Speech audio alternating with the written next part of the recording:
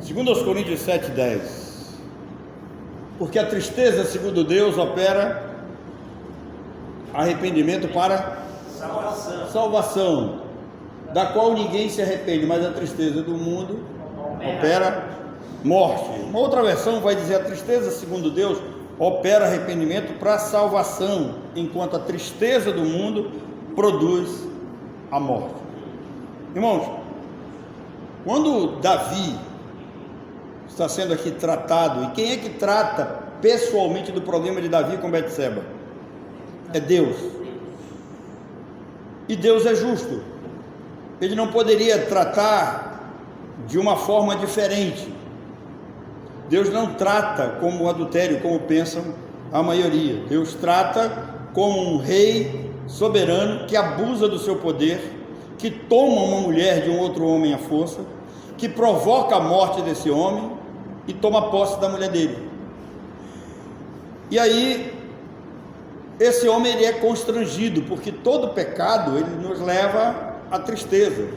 Por isso, o texto de 2 Coríntios capítulo 7, versículo 10, todo pecado vai gerar em nós um estado de culpa. Então, segundo Samuel 12, de 15 a 25, deve nos fazer pensar que existe dentro do ser humano um momento em que ele vai ficar entre a culpa e a acusação satânica. Por que isso? Primeiro, o pecado gera culpa, isso é fato. A culpa é um dos maiores e mais terríveis consequências do pecado. Quem pecou, quem passa por esse problema, vai ser constrangido, vai passar por esse terrível constrangimento que é a culpa.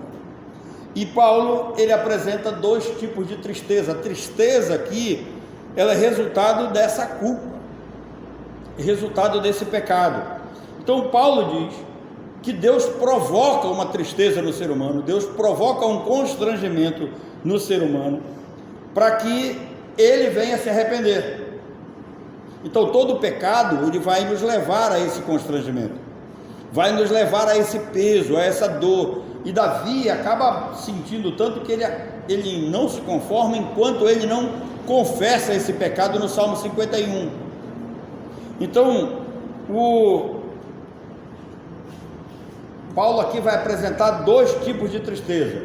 Uma que é provocada por Deus e outra que ela é provocada pelo mundo. Essa expressão mundo aqui significa algo que está dentro de nós. É uma espécie de peso na consciência, que é provocado pelo diabo, é gerado pelo diabo, e vem em determinadas situações acompanhado de acusações. Não se esqueçam que a palavra que designa Satanás, Abaddon e Apolion, tem a ver com opositor acusador, aquele que se opõe, aquele que acusa.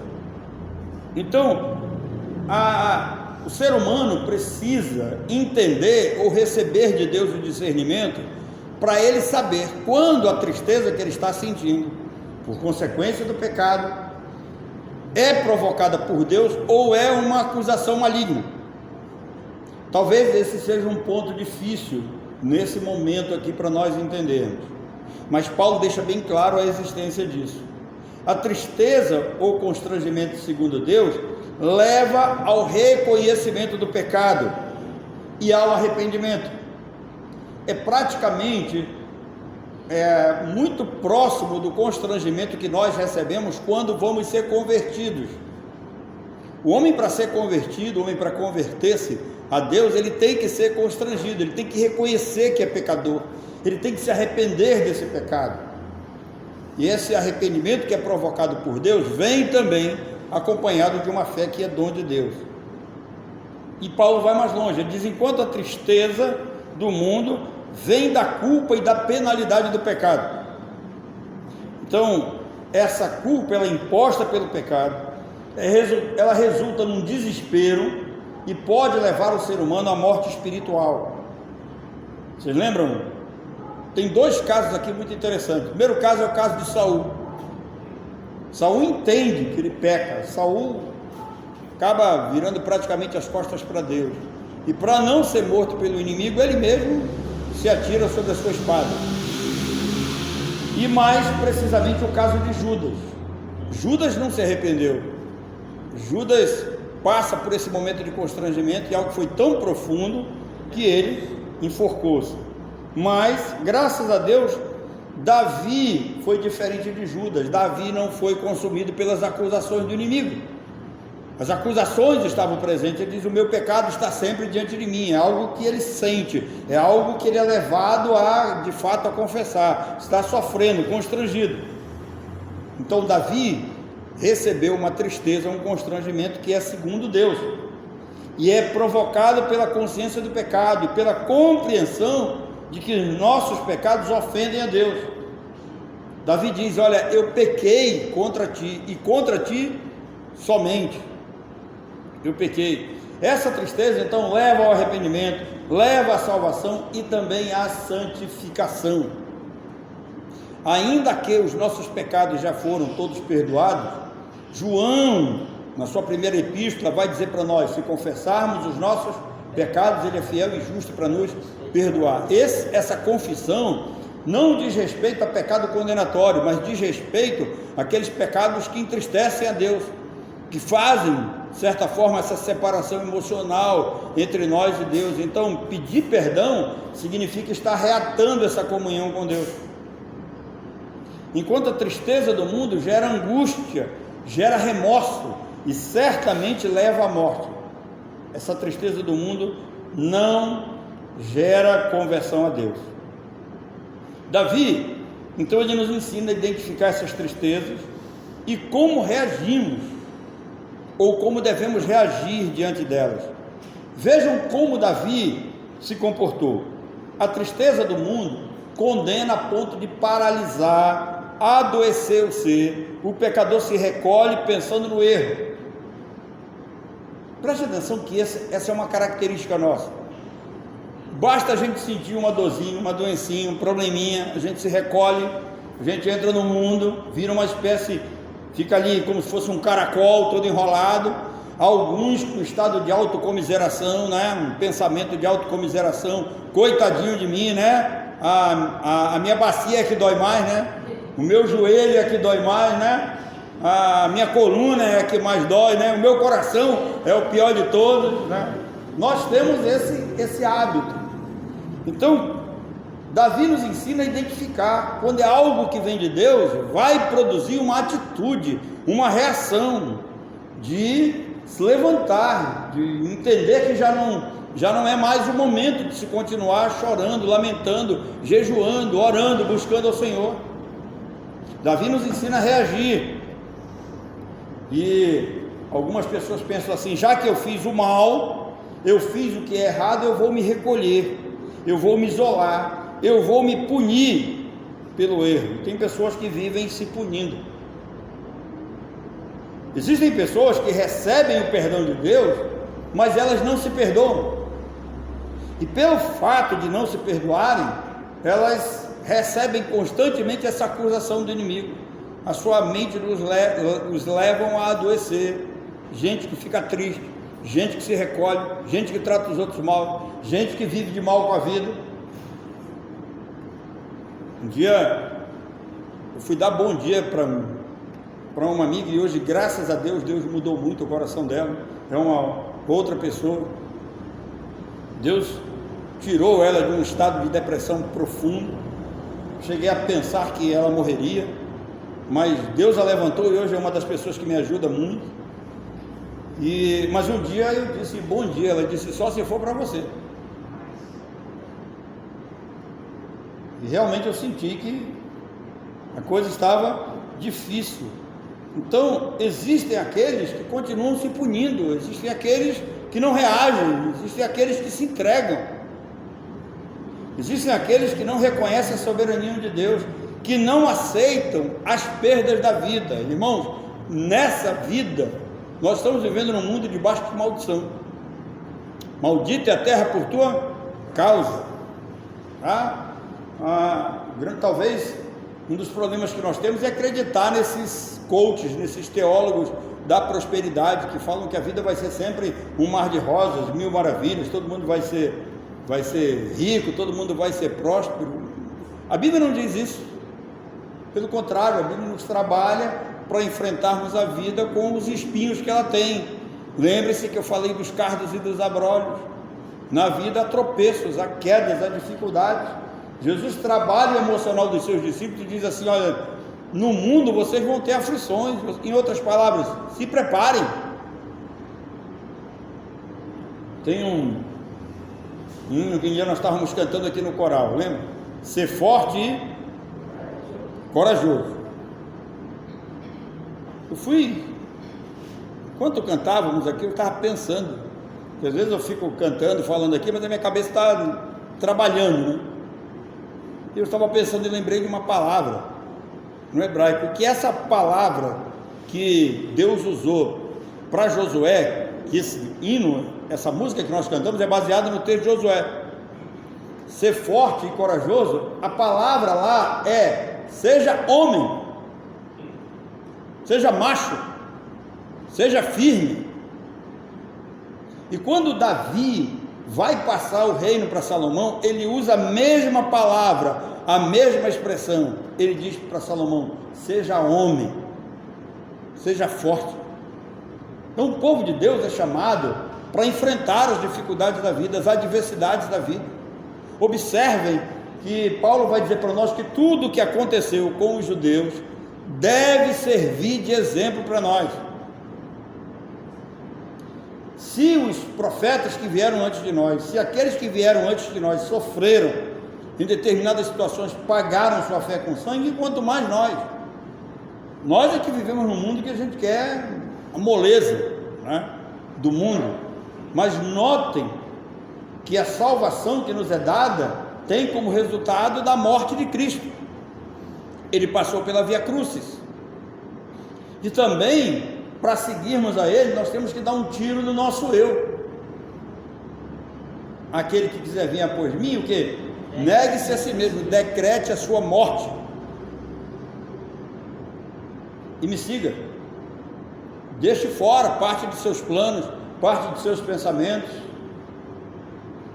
Abandone essa ideia de lucro, de coisas boas, de viver o céu aqui na terra. Irmãos, o que está prometido para nós não é aqui, pode ter certeza. O que vem pela frente é dificuldades, princípio das dores, tribulação, grande tribulação, por aí vai. Então, Davi nos ensina a agir. E como ele nos ensina a agir? Em primeiro lugar, a primeira coisa que ele faz, quando ele recebe a notícia da morte da criança, o que ele está dizendo? Enquanto a vida há esperança. Então, a criança está viva, está doente, eu vou clamar ao Senhor. Agora notem que o Senhor é imutável. Deus já havia dito pela boca de Natã que a criança seria morta. Mas mesmo assim, Davi, isso aqui é uma lição para nós, mesmo sabendo que Deus não muda, que Deus não volta atrás, é nossa obrigação clamarmos ao Senhor. Então Davi clama. E quando ele recebe a notícia que a criança é morta, a primeira coisa que ele faz é pôr fim ao jejum. Davi pôs fim ao jejum. Depois ele se levantou do estado em que ele estava. Quando a Bíblia usa a expressão ele se levantou da terra, significa alguém que estava caído, alguém que estava humilhado, alguém que estava com o rosto em terra, alguém que estava sofrendo, alguém que está ali há vários dias. Fala-se em 7 dias, 7 dias sem comer, 7 dias sem lavar-se. E depois o texto diz que ele lavou-se, ungiu-se, quer dizer, passou um avãozinho, né?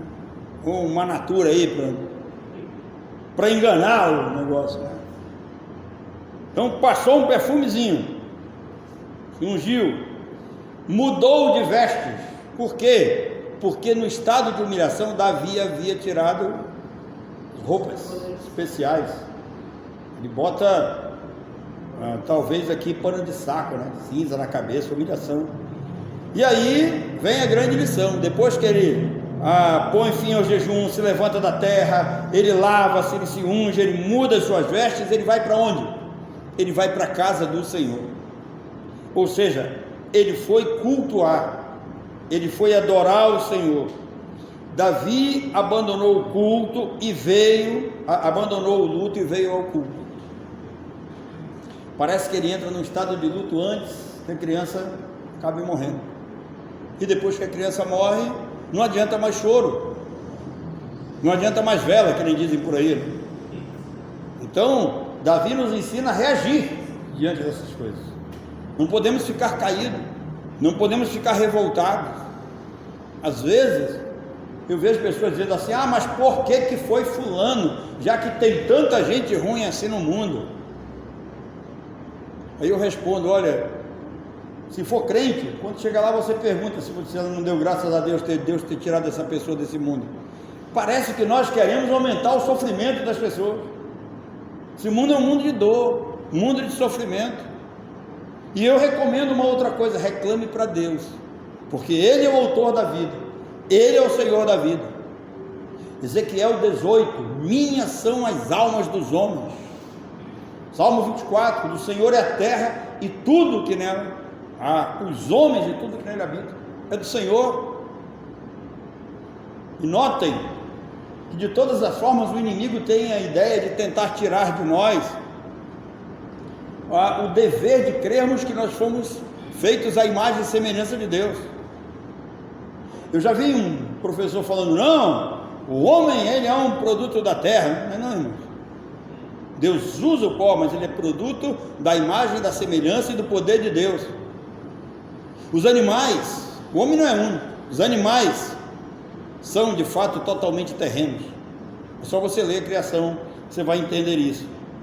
Então, vejam que Davi fez o contrário de tudo que as pessoas geralmente fazem. Geralmente as pessoas choram, lamentam, se revoltam, e o Davi não. Depois que a criança morre, ele toma uma atitude completamente diferente. Tem gente que fica lamentando o resto da vida, tem gente que vive de cara feia o resto da vida, tem gente que trata os outros mal o resto da vida, por causa de uma perda. Tem gente que fica lamentando, não agem racionalmente como crentes que deveriam aprender essas coisas. Tem mais, ainda ficam sem comer. Um dia eu estava aqui, tinha o caixão estava aqui e todo mundo foi embora, eu fiquei sozinho aqui. Eu estava tão cansado que, já que o cara estava descansando, eu deitei do lado dele e dormi também, né? E eu acordei às 2h pouco da manhã com o pessoal chegando aí na frente. E o que é interessante, eles vêm conversando, mas quando entra começa a chorar. Não entendi, cara. E aí eu acordei, aí fui tratar, fui cuidar deles e fiquei analisando aquilo. Existem vários tipos de reação. Depois o parente próximo chegou, racional, olhou, um homem crente, conversou comigo, e eu saí daqui e fui fazer café para eles, fui preparar alguma coisa para eles comer. Mas reações existem diferentes, e Deus, pela vida de Davi, nos ensina a fazer o que é correto, a agir com racionalidade. Não adianta chorar, não adianta lamentar, não adianta ficar revoltoso, não vai trazer de volta, não tem como. Um dia eu era muito jovem ainda, muito novo, eu estava aprendendo ainda muita coisa lá no Peniel, e eu soube que alguém havia morrido, e depois eu vi dizer que os irmãos estavam fazendo uma vigília para Deus ressuscitar aquela pessoa, e me convidaram: tu vais participar? Eu falei: não, isso aí é perda de tempo, cara. Pode ter certeza, isso é perda de tempo, vocês vão perder tempo. E depois já alguém, né, com racionalidade chamou assim: pessoal, o negócio aí está começando a cheirar mal, já está virando Lázaro, vamos enterrar esse negócio, coisas assim. Então, esse tipo de tristeza, em que a pessoa fica se lamentando, está tratando os outros mal, fica irritado com a vida, se revolta contra Deus, não é a tristeza provocada pelo Espírito Santo. Eu Sempre digo para vocês que eu gosto de ir a velório, não é mesmo? Já disse para vocês, eu gosto de ir nesses velórios aí. Mas eu vou lá, não é para ver o morto, eu vou lá para ver os vivos. E eu aprendi esses anos todos uma coisa muito interessante. Quando você vê alguém gritando, chorando, tripudiando, fazendo aquele escândalo todo diante do caixão, é culpa, é peso. Por isso que geralmente as pessoas dizem assim: se você quiser fazer alguma coisa por mim, faça enquanto eu estou o quê? Com vida. Vida. Depois disso já era. Depois disso já era. Então, a culpa que vem resultado da acusação de Satanás não provoca arrependimento, provoca esse tipo de atitude, provoca doença, tá? Provoca mal-estar.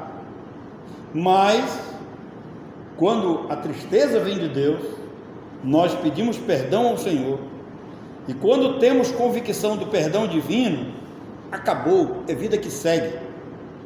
É isso que Davi ensina: eu pequei, eu pedi perdão, Deus me perdoou, vida que segue.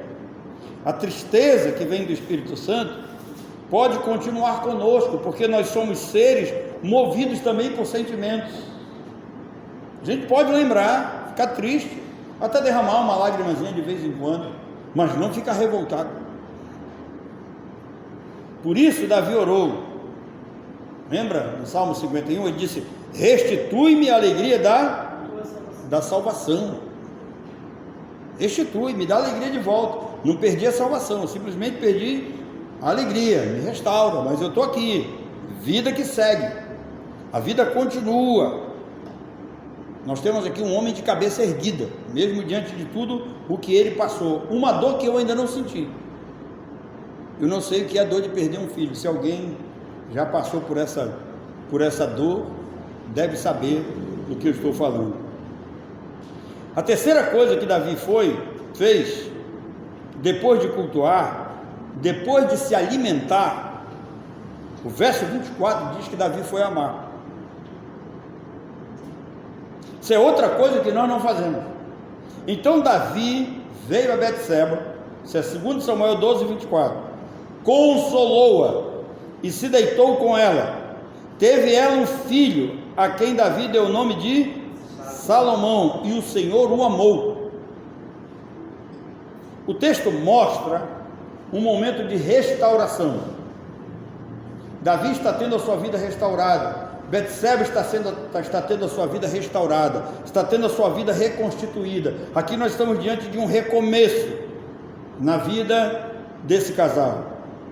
E aí Davi cumpre o que está em 1 Coríntios capítulo 7. Qual é a recomendação que a Bíblia nos dá em 1 Coríntios capítulo 7 para quem é casado? Não separa fisicamente, é relação íntima, constante. Aí Paulo diz: a não ser que vocês entrem num acordo para orar. Terminou a oração, junta de novo. Para quê? Para quê? Para que Satanás não tente. E o que acontece? A gente tem um monte de homem, um monte de mulher aí, não satisfeito, com portas abertas para ser tentado por Satanás.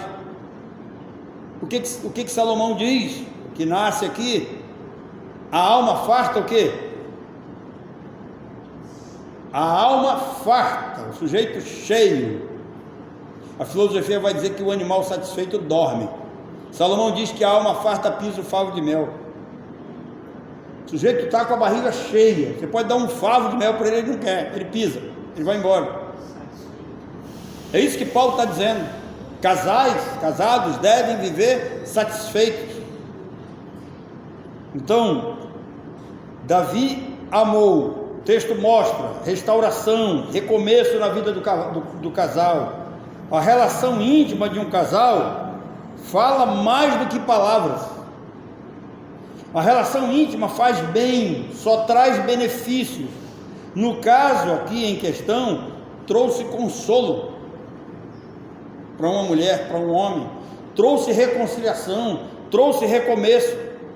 A relação íntima foi uma prova da cura, do perdão de Deus. do perdão dela para com ele, uma prova de amor entre eles. A relação íntima gerou conforto emocional e a prova de que a união deles era legítima e abençoada por Deus, porque Deus amou a criança. Relações conjugais são saudáveis e é uma clara expressão de afeto, de segurança, de saúde emocional, de dever conjugal, de bênção divina. A relação conjugal sadia alivia a dor, fortalece vínculos, transmite paixão e cuidado mútuo de um para com o outro. E por último, Natã chamou Salomão de Jedidias. Sabem por quê? Porque esse nome em hebraico simboliza o amor e o favor de Deus sobre a vida de Davi e de Betseba. Deus os abençoou, mesmo diante de tudo que eles passaram. Que Deus nos abençoe. Há alguma pergunta?